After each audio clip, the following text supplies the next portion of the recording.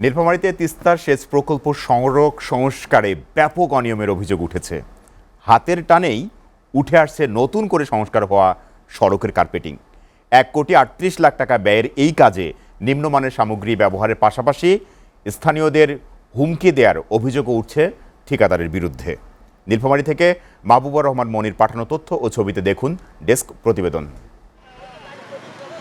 মাত্র দুদিন আগে পিচ ঢালাইয়ের কাজ শেষ হয়েছে এই সড়কটির, কিন্তু সড়কের উপরে হাত দিয়ে টান দিলে উঠে আসছে কার্পেটিং। নীলফামারীর কিশোরগঞ্জ উপজেলায় তিস্তা সেচ প্রকল্পের 2,200 মিটার এই পরিদর্শন সড়ক সংস্কারে ব্যয় ধরা হয়েছে 1,38,00,000 টাকা।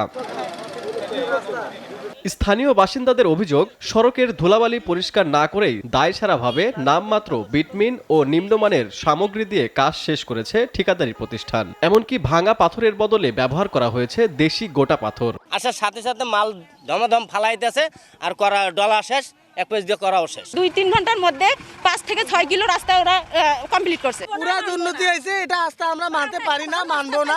সৈয়দপুর পানি উন্নয়ন বোর্ডের অধীনে এই কাজটি বাস্তবায়ন করেছে মেসার্স জামাল হোসেন নামে একটি ঠিকাদারি প্রতিষ্ঠান। স্থানীয়দের অভিযোগ, কয়েক ঘন্টার ব্যবধানে তড়িঘড়ি করে কাজ শেষ করে সটকে পড়েন তারা। বর্ষা মৌসুমেই এই সড়কটি ভেঙে গিয়ে চলাচলের অনুপযোগী হয়ে উঠতে পারে বলে আশঙ্কা তাদের। এসব অনিয়মের প্রতিবাদ করায় স্থানীয়দের হুমকি দেওয়ার অভিযোগ উঠেছে ঠিকাদার ও পাওবর লোকজনের বিরুদ্ধে।